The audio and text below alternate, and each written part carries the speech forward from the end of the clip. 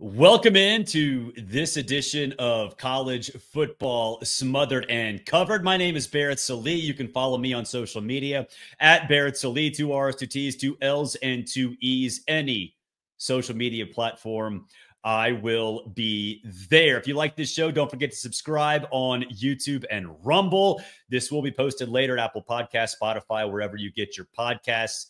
It will be there. My colleague at SiriusXM, Tom Luginbill, will be coming up a little bit later in the show. You know, Lugs and I work together every single Sunday during the college football season. We'll catch up for about 20 minutes or so, talking everything from Ohio State and Michigan to Alabama to Florida, you name it. We will talk about it. Oh, National Signing Day is next Wednesday. Tom has a lot to do with ESPN's coverage of traditional National Signing Day. But this Tennessee story, man, it keeps getting better and better. It really does.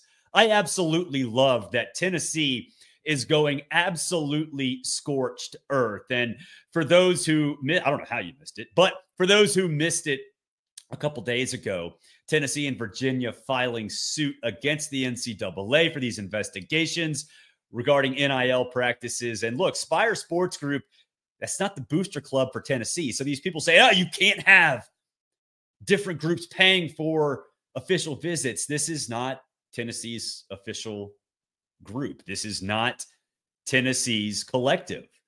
This is a marketing group. Tom Mars is involved. He knows for those who don't know who Tom Mars is, he knows a little bit about what is and isn't allowed by NCAA rules. Now, Danny White, the athletic director for Tennessee, the statement he released yesterday is absolutely incredible. Check this out. The NCAA generally does not comment on infraction cases because there is no rule against it. However, that has not stopped them in the past from leaking information to the media, as they did this week about us. Their actions made ill-conceived investigations public and forced us to defend ourselves, which they did very well. It's clear that the NCAA staff does not understand what is happening at the campus level over the country in the NIL space. After reviewing thousands of Tennessee coach and personnel phone records, NCAA investigators didn't find a single NIL violation.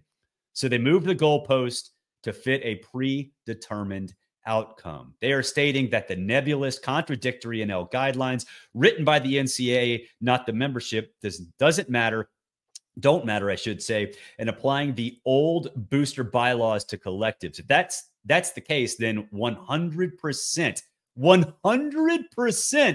of the major programs in college athletics have significant violations. Now, you can read more of this, Danny White. I didn't read the whole thing, but you saw it up there on the screen. He's going scorched earth, and I'm here for every single minute of it. Tennessee is the one. Tennessee is the school that is the change agent. You know, we have had issues. The NCAA has irked schools here and there. You know, schools have mentioned that the NCAA is irrelevant and things like that in the past. But you don't have that change agent. You haven't had that one school, that one team that basically is saying, screw it, we're all in. The NCAA hates us, they hate us. But I think when you look at what Tennessee is doing, every single school out there, every major program is like, yes, do it. Do it. And it's happening. Is this the reason? Is this the cause of the downfall? Is this the first step that leads to the downfall of the NCAA? I think it is. I truly think it is. And I compare it to what Florida State and the Magnificent Seven, which is a stupid name, did a couple years ago trying to get out of the ACC. Florida State was the vocal one. Everybody else that wanted to leave the ACC was like, yeah, you speak for us. You do it. That's what's happening on a much bigger scale right now with the NCAA. Tennessee fans have had a love-hate relationship with me. I was with you on Shiano Sunday. I don't think you need to complain about Alabama's departure. Oh, look, we're up and down. We have a very volatile relationship, Vol Twitter. but your AD is doing the right thing right now. You already know Virginia's on board. Hell, they signed the suit with the state of Tennessee. So all those Virginia schools are on board. But every single school in every single major conference right now, I guarantee you, is sending emails, they're sending texts, they're making phone calls to administrators at the University of Tennessee, and they're saying, keep going, keep doing it, keep doing what you do. Because right now, Tennessee is at the forefront. And I love every single second of it. A reminder, if you like this show, subscribe on YouTube, Rumble, wherever you get your audio podcasts. We are starting out. This is only the third episode back from a 5-year hiatus. We've rebranded, obviously, to College Football Smothered and Covered, not SEC Smothered and Covered. So please, if you can, I'd really, really appreciate you following this show. Last thing before we get to Tom Luginbill, Alex Grinch has another job. The guy who was laughed at USC, the guy who we thought was one of the best defensive coordinators in the country a few years ago, 4 or 5 years ago. Then he got laughed at USC. Wisconsin, you know, he's your co-DC. He's your safeties coach. I hope you are ready for safeties to miss tackles, because they're going to miss a lot of tackles. Alex Grinch basically flat out refused to teach fundamentally how you play the game. I don't think he's going to change. I really don't. So, Wisconsin, good luck. Good luck with that. I don't know if it's going to work out. It's Friday, but why don't we have college sports Sunday on a Friday afternoon? Tom Luginbill, he leaves me during the offseason. I missed you the last couple of weeks on the show. We got to talk basketball during basketball season, but it's never not football season, Barrett. When is everybody going to figure this out? It is never not. The last 2 weeks have shown us that it really is never not football season, because good Lord, things are starting to happen. But okay, first things first. The news last week that Jim Harbaugh was leaving, Sharon Moore goes up to head coach, gets promoted. I don't think anybody really was surprised that all this has happened, but considering the roster attrition and a head coach who's coached, 3.5 games for Michigan, where is Michigan right now? Because you and I, about 5 years ago, we had the Jim Harbaugh segment where we basically ripped Jim Harbaugh for 15 minutes. That changed, obviously, the last couple of years. Where is Michigan now? Well, let me tell you something, and I'm not saying that it was a guarantee that Sharon Moore was going to be named the head coach once Jim Harbaugh left, but I do think the mass exodus out of Tuscaloosa and what everybody saw when that happened with Alabama, maybe the University of Michigan says, hey, listen, we've got a nice little solution here, and hopefully it will help keep everything intact. I mean, they're going to have losses to the National Football League draft. They're going to have losses due to graduation with players that, won't ever play professional football. They're going to have transfer portal, obviously, guys. That's just human nature. That's part of the game now, right? But I wouldn't be surprised if that didn't help him secure the job, because you and I talked. I mean, listen, and I'm not taking away from Sharon Moore at all, and especially on the road at Penn State, they deserve a lot of credit on that one. But I've said jokingly that a chipmunk could have coached those games he had to coach, when you consider those opponents and you consider the roster that Sharon Moore was tasked with leading. And so I think a little bit of that record gets a little overinflated because of the discrepancy in talent between teams. But I think that the other part of this with Sharon Moore is the locker room wanted him to be the head coach. Yeah. And if that's the case and your administration gets a sense of that, it's not only, sometimes I think these moves, Barrett, are comfort hires, right? You do the easy thing because it makes everybody comfortable, at least in the interim, and you may find out that it's a really bad hire in the long term. I don't know if that's the case here, but there was just a lot of pieces of the puzzle that seemed to fit for this to happen. Yeah, and it's interesting. You mentioned, the locker room wanting him. We've seen that at LSU with Ed Orgeron. Obviously, the end did not go well, but they won a national championship. Yeah. We've seen it with Ed Orgeron at USC, Clay Helton at USC. We've seen that in a bunch of different places. with that said, with Michigan roster, the roster attrition, all the other stuff, with Ohio State versus Michigan, who should be the favorite in the Big Ten? Or is it one of the newbies? Because I've kind of gone back and forth with all of this, but considering what's happened at Ohio State over the course of the last 3-4 weeks with the influx of really good players, I'm kind of leaning towards Ohio State or perhaps Oregon. By the way, I have to ask you a question. I was a little disappointed in you.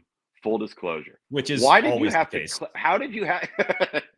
Why did you have to clarify your Will Howard, Kyle McCord comments that were so spot on? Okay, it was 100% correct. It was 100. Like, okay, for those yesterday's show and last month, I guess on Twitter, I said that both of them were like burritos. Will Howard was like Chipotle, and Kyle McCord was Moe's, and you're sort of getting the same thing from either of them. And Ohio State fans, like, you know how relentless we talk to them all the time on the radio. How could you say that? Blah blah blah. They're completely different players, and it's like, no, you're getting the same satisfaction from them. Yes, I don't. Yes, yeah. And listen, I'll say this about Ohio State as we talk about favorites and things of that nature. I'm kind of with you on Oregon. Now, I'm with you on Oregon if Dillon Gabriel continues to ascend. Because if you watch Dillon Gabriel in year 1 at Oklahoma, he was above average. It kind of looked like he was a group of 5 quarterback trying to play Power 5 football and just wasn't good enough. And then this last fall, we had him a couple of times with our crew. He played out of his mind. He played really good. They had a lot better players around him, but he played really well. It looked like he belonged. They won some games because of him. And then the move to Oregon with the players that they're going to have around him and the explosiveness, I think they're going to be good enough in the trenches. I would probably lean towards them, but I'll say this about Ohio State, and because I spent a month watching them leading up to the Cotton Bowl and then seeing them in person in the Cotton Bowl. They may or may not have a quarterback problem in the sense that, okay, you think Will Howard, who's won a Big 12 championships, played really good football, got better and better and better his entire career there. But then at the end of the day, kind of got beat out by a true freshman. Yeah. Right? So he wasn't going to start. He was not going to start at Kansas State. Right. And that's fine, but he's played a lot. So now he comes into Ohio State. But the players that Will Howard's going to have around him and the players, I know you lose Marvin Harrison, but as a collective group, offensively and defensively, they might have the best top to bottom roster in the Big Ten to kick off the season. Does that always translate to having the best performance each and every week on the team? Maybe not, but I know this. I think with Ryan Day and that coaching staff and what they've done in name, image, and likeness, my only fear in all of this is you go out and you push all your chips to the table, bro, and you are just doling out dollar bills, and you start to worry about player motivation, right? Because now you're going to go out and pay all these guys. Well, they better come in and be as advertised. You ain't paying them to lose to Michigan. You ain't paying them to lose to SC or Oregon. You're paying them, or UCLA, you are paying them to go undefeated. Let's not make any mistake about this. So you need those players to be mature enough to realize that whatever amount of money they got, they better friggin' perform. That would be my only concern with Ohio State. Well, and it's interesting too. And I did a segment yesterday about how these teams are going all in for the first 12-team college playoff. And I said, look, Ohio State essentially ascended to where it is because they won the first 4-team college football playoff. That's why next year is so interesting. And that's exactly what I said about Ole Miss as well. Going all in and saying, you know what, screw it. If it doesn't work, it doesn't work. But the boost you could get from this next 12-team college football playoff is so interesting. And let's flip it now to Alabama, because half their roster, it seems like, left. And that sucks. I mean, it's Isaiah Bond leaving, Caleb Downs, Julius Say, like, it sucks. These are NFL players now we're talking about. Yes. Even the running back, Roydell Williams, went to Florida State, is a friggin' dude. Nick Saban told me in the middle of the year, he said it's the best 5 running back room we've ever had here at Alabama. I don't doubt it. I don't doubt it. And because of that, because the exodus and Nick Saban's gone, obviously, and Kalen DeBoer's a winner, but he's an outsider. So a lot of people in our neck of the woods are sort of back and forth, I guess, a little bit on Alabama. I said that I think personally, Ole Miss is better, Georgia's better, and I think right now, you sort of wonder, where can Alabama be? Do you? I mean, what should the expectation be going into the 12-team playoff? Well, I still think they're going to have a core nucleus, a foundation that is still there of, you know, elite players, and maybe some elite players that haven't emerged yet, but they were just young or just came into the program and they're still within the program. They're probably going to have to rely on a lot of new faces playing very, very big roles, right? Or maybe the first time in 17 years, I guess you could say. I mean, obviously you've got Jalen Milroe. You've got the proof in the pudding of what the Kalen DeBoer and Ryan Grubb offense is, in terms of going all the way back to Sioux Falls and winning national championships at the Division II level, all the way up to Indiana and then Fresno State with Jay Kaner, of course, Washington with Michael Penix. So you've got the X's and O's, you've got the tried and true scheme, and you got a guy that's won everywhere he's been. The question is, how quickly can you develop players into prominent roles? And I think the even bigger question, we're having this conversation right now, the bigger question is what type of conversation are we having about them in May? When spring football's done and the 2-week window opens, what does Alabama look like? Right? I think they're going to absolutely kill it. I'm with you, because I think what's going to happen, they're going to weed through everything, right? They're going to get through spring football, new coaching staff, new vision, new approach, different personalities, totally different building there in Tuscaloosa than it's been the last 17 years. Now you get through spring ball, and you're going to have a couple of things. Number one, you're going to have players that see the writing on the wall, right? And they know they don't have a future there. They're going to leave.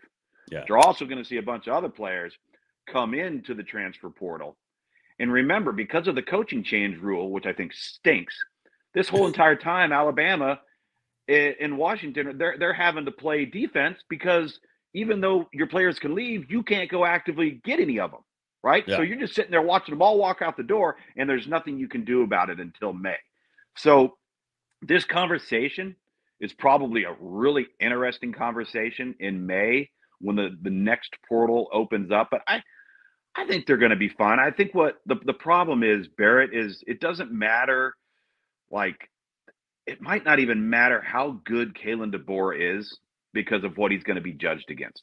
And is that even possible to succeed under that type of cloud? Like, it's almost unfair. Like, people talk about, oh, well, you know, you didn't want to follow Bobby Knight, you didn't want to follow Joe Paterno, you don't want to follow Bobby Bowden. Well, somebody's got to do it. Yeah. Right. And wouldn't you want a guy that's a really good football coach that's won everywhere, and now all of a sudden he has resources unlike every other place that he's ever been? I think it's a pretty good recipe. Time will tell. Yeah, but I think, to me, the expectation, Alabama's always been championship or bust, which I think was silly to begin with. Yeah. And I think with Kalen DeBoer and everything that's happened with Nick leaving, the expectation for Alabama kind of has regressed and taken a step back to where everybody else in the country should have been to begin with. And that is, be in the conversation for a playoff spot in mid to late November. Yeah. And in the 12-team playoff, okay, maybe it is make the 12-team playoff every single season. But to me, for Alabama, I wouldn't say you get a mulligan in year one for Kalen DeBoer. If you don't make the 12-team playoff, but you're in the conversation, that's okay. It's not ideal, but that's okay. And I think they'll be more than good enough to make that 12-team field, to be honest with you. I really do. I don't know. Because in the SEC, Georgia, Texas, I think Ole Miss is better than Alabama right now. I would agree. Georgia is too. I don't know if Oklahoma is. I think Texas could be. Yeah, but obviously we don't know what Alabama will look like after the portal window. But, you know, whatever. Like, right now, they're 4th or 5th to me. That might not get you in based on whatever happens around the country. It might, you know, but it might not. So I don't know. I think it's going to be interesting to see what happens. with that expectation. All right, let's switch gears. Let's go a little bit south to the University of Florida. Billy Napier is on the hot seat, I guess. I don't know. Maybe it's not a guess. He is on the hot seat. He absolutely is. And then the scheduling gods did him absolutely no favors. And that's exactly what I want to talk about, because the scheduling gods they hate Billy Napier. Gosh. I hate to put numbers on coaches that are on the hot seat, because 7-5, 8-4, like those can look different, right? Like an 8-4 record for Billy Napier is phenomenal. Would 7-5 be okay if the 7 look good? Yes, if the teams that make that schedule look so difficult right now are actually really good. Like those teams can't falter, right? Like they need, if they were to lose to so-and-so that everybody says is so good, and lose to so-and-so that everybody says is so good. And those two teams, whoever they may be, end the season on 3 and 4 game losing streaks. Like that would be bad. Like, so if you went 7-5, 8-4 on that schedule right now, and you might have to do it with a true freshman quarterback in DJ Lagway, you're going to look like the coach of the year, in my opinion. But I do think those other teams have to be as advertised to help, I guess you could say, the perception of all of that, man. It's schedule, man. I don't think he can do it. Honestly, I don't think he can do it. I don't know how he's going to do it. A reminder, this show brought to you by Coastal Vibe Vacations. Get ready for the ultimate family adventure. With Coastal Vibe Vacations, dive into fun under the sun, build sandcastles on pristine beaches, and create lasting memories with your loved ones. Coastal Vibe Vacations, 850-888-0515, or visit them at coastalvibevacations.com.